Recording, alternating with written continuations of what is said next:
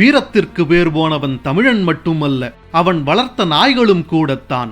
அந்த காலத்தில் நமது நாட்டு நாய்களின் வீரத்திற்கும் விசுவாசத்திற்கும் இணையான வேறொரு நாயினம் இருந்ததா என்பது சந்தேகம்தான். ஆனால் இன்றோ நிலைமை தலைகீழாக மாறிவிட்டது. நம்மை நம்பி நம்மோடு கொஞ்சி விளையாடிய அந்த செல்ல பிள்ளைகளை நாமே அழிவின் விளிம்பிற்கு கொண்டு சென்று விட்டோம் என்பதுதான் உண்மை.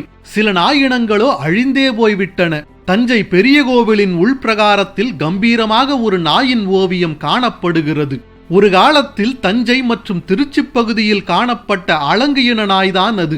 ஆனால் இன்று அந்த இனம் அழிந்தே போய்விட்டது.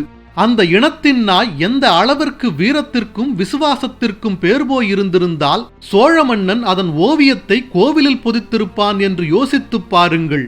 எதனாலோ தெரியவில்லை, நமக்கு வெளிநாட்டு நாயினங்களின் மீது ஈர்ப்பு அதிகமாகி அதை வளர்க்க ஆரம்பித்துள்ளோம். நமது நாட்டு நாயினங்களான சிப்பிப்பாறை, கண்ணி, கோம்பை, ராஜபாளையம் போன்றவை பிறப்பிலேயே திறமை படைத்தவை. இவைகள் எல்லாம் எந்த ஒரு பயிற்சியும் இல்லாமல் திறமையாக செயல்படுவது பல நாடுகளில் நிரூபிக்கப்பட்டுள்ளது. ஆனால் இவைகளைத்தான் நாம் ஒதுக்கி வைத்துவிட்டு ஊரான் வீட்டு நாய்களை தூக்கி வளர்த்துக் கொண்டிருக்கிறோம். நாய்களுக்கு ஓட்டப்பந்தயம் வைத்தால் அதில் முதலில் வருவான் நம் சிப்பிப்பாறை. இந்த இன நாய்கள் மணிக்கு 45 கிலோமீட்டர் வேகம் வரை ஓடும். காட்டுப்பன்றி, மான், முயல் ஆகியவற்றை வேட்டையாடும் திறன் கொண்டது இந்த இன நாய்கள். அது மட்டுமல்லாமல் மனிதர்களுடன் நெருங்கி பழகுவதோடு வீட்டையும் சிறந்த முறையில் காவல் காக்கும். இந்த வகை நாய்கள் தற்சமயம் பெரியாறு ஏரி சுற்றுவட்டார பகுதிகளில் காணப்படுகிறது. காவல் காக்க நாய்களை வளர்த்த காலம் போய் இப்பொழுது காவலாளிகளை வேலைக்கு அமர்த்தி கொண்டிருக்கிறோம். கோம்பையின நாய்களை மிஞ்சிய காவலாளி இன்று யார் இருக்க முடியும்? அதிதீவிர வீரம் கொண்ட நாயாகவும் கட்டளைகளுக்கு கீழ்ப்படியும் தன்மை உடையதாகவும் அறியப்படுகிறது நம் கோம்பையின நாய். பெரிய பெரிய பண்ணைகளை காவல் காக்க நம் கோம்பையினத்தை அடித்துக் கொள்ள ஆளே இல்லை என்று கூறலாம். அவனை மீறி ஒரு மிருகமும் தன் எல்லைக்குள் நுழைய முடியாது. காட்டு எருமைகளையே வேட்டையாடும் திறமை படைத்தவைதான் நம் கோம்பையின நாய்கள். உரிமையாளர்களுக்காக தன் உயிரையும் கொடுக்க தயாராக இருப்பதுதான் நம் ராஜபாளைய நாயினம். உரிமையாளரை தவிர வேறு யாராலும் அவ்வளவு எளிதில் அதை தொட முடியாது.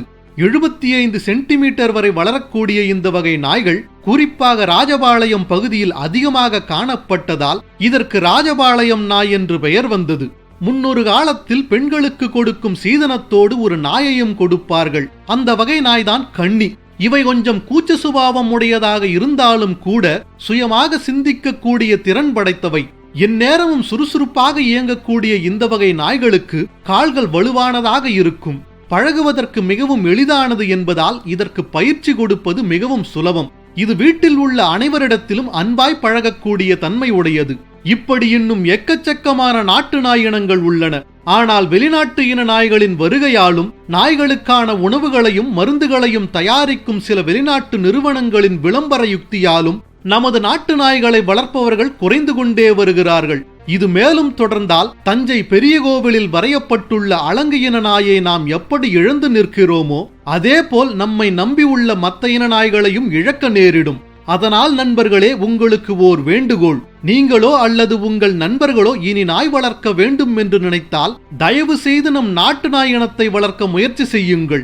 அது மற்ற நாய் இனங்களை விட ஆற்றலிலும் அறிவு கூர்மையிலும் உயர்ந்தவை. வெளிநாட்டு இன நாய்களைப் போல் அதற்கு பிரத்யேக உணவுகள் எதுவும் தேவைப்படுவதில்லை. உங்கள் தட்டில் உள்ள ஒரு பிடி சாதத்தை போட்டால் போதும், அதன் உயிருள்ளவரை உங்களை அது நேசித்துக் கொண்டே இருக்கும். அது மட்டுமல்லாமல் தன் உயிரை கொடுத்தேனும் உங்களை பாதுகாக்கும். இது போன்ற மேலும் பல தகவல்களுக்கு பயாஸ்கோப் சேனலை சப்ஸ்கிரைப் செய்யுங்கள். நன்றி, வணக்கம்.